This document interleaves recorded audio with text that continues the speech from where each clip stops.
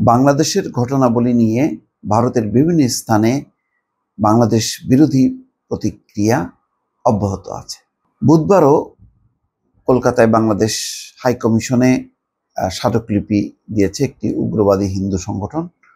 অন্যদিকে চেন্নাইয়ে বিক্ষোভ হয়েছে, যদিও পুলিশ সেখান থেকে বেশ কয়েকজনকে আটক করেছে। খবরে বলা হচ্ছে পশ্চিমবঙ্গের কলকাতায় বাংলাদেশ উপ হাইকমিশনে বুধবার একটি স্মারকলিপি জমা দিয়েছে হিন্দুত্ববাদী সংগঠন রাষ্ট্রীয় স্বয়ংসেবক সংঘের ধর্মীয় শাখা বিশ্ব হিন্দু পরিষদ।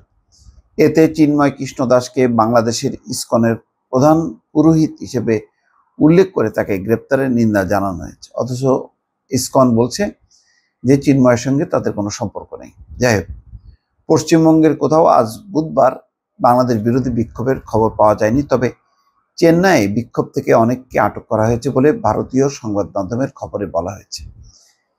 বিশ্ব হিন্দু পরিষদের স্মারকলিপিতে বলা হয়েছে, বিশ্ব হিন্দু পরিষদ চিন্ময়ের গ্রেপ্তারকে অগণতান্ত্রিক, অমানবিক এবং মানবাধিকার লঙ্ঘন হিসেবে দেখছে। বাংলাদেশের কিছু উপদল নিয়মিতভাবে হিন্দু সম্প্রদায়কে লক্ষ্যবস্তু করছে। দর্শক, ভারতীয় গণমাধ্যমে যেভাবে অপপ্রচার চালানো হচ্ছে, যে ধরনের রিপোর্টিং হচ্ছে, এটা যে কেউ কেঁপে উঠবে। এটা নজিরবিহীন ঘটনা এবং শুধু একটা দুইটা না, বেশ কয়েকটা চ্যানেল নিয়মিতভাবে মিথ্যা তথ্য দিয়ে যেভাবে গা শিউরে ওঠার মতন পরিস্থিতি তৈরি হয় সেভাবে করছে। তার প্রতিক্রিয়ায় কিন্তু এই বিভিন্ন হিন্দু সংগঠনগুলো তারা রাস্তায় নেমেছে এবং বাংলাদেশের বিরুদ্ধে বিক্ষোভ করছে। আন্তর্জাতিক সম্প্রদায় ও ভারতের প্রতিক্রিয়াকে সীমিত বলে উল্লেখ করে বাংলাদেশের উপর আন্তর্জাতিক চাপ বৃদ্ধির আবেদন করা হয়েছে, যাতে চিন্ময় কৃষ্ণ দাসকে মুক্তি দেওয়া হয় এবং বাংলাদেশের সংখ্যালঘু সম্প্রদায়ের উপর চাপ কমে। স্মারকলিপিতে সই করেছেন বিশ্ব হিন্দু পরিষদের দক্ষিণবঙ্গের সভাপতি সুবীর সন্ন্যাল। উপ হাইকমিশনের প্রধান ফটকে স্মারকলিপিটি দূতাবাস কর্তৃপক্ষের হাতে তুলে দেওয়ার পর কিছুটা দূরে তাৎক্ষণিক সংবাদ সম্মেলনে প্রতিনিধি দলের মুর্শিদাবাদ ভারত সেবাশ্রম সংঘের প্রধান কার্তিক মহারাজ সাংবাদিকদের বলেন, তারা আরও কিছুদিন অপেক্ষা করবেন, পরিস্থিতি দেখে পরবর্তী পদক্ষেপ নেবেন। কীর্তি মহারাজ বলেন, চিন্ময় কৃষ্ণ দাসকে মুক্তি দেওয়া না হলে এবং সংখ্যালঘুদের উপর অত্যাচার না কমালে তারা লাখ লাখ মানুষ নিয়ে বাংলাদেশ সীমান্তে যাবেন, সীমান্ত বন্ধ করে দেবেন। ভারত থেকে যেসব খাদ্য বাংলাদেশে যায় তা আর যাবে না।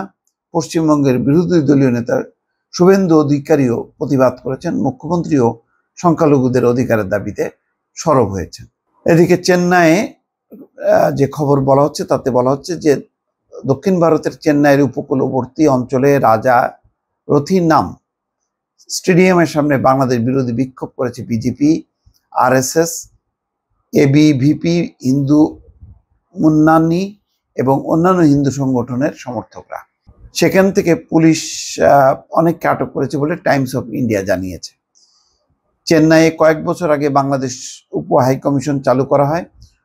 উপকূলবর্তী এই অঞ্চল থেকে উপ হাইকমিশনের দূরত্ব খুব বেশি একটা না। উপ হাইকমিশন উপকূলবর্তী অলওয়ারপেটে অবস্থিত, যা স্টেডিয়াম থেকে অন্তত 7 কিলোমিটার দূরে।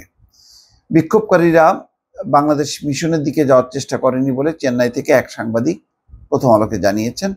বিক্ষোভকারীরা বাংলাদেশি হিন্দুদের উপর নিরাপত্তা ও সেখানে তাদের উপর হামলা বন্ধের দাবি জানিয়েছেন। এই হচ্ছে অবস্থা এবং সবগুলো ঘটনাগুলো ঘটছে ভারতীয় গণমাধ্যমের নজিরবিহীন অপপ্রচারের কারণে। দর্শক, ভালো থাকবেন। আল্লাহ হাফেজ।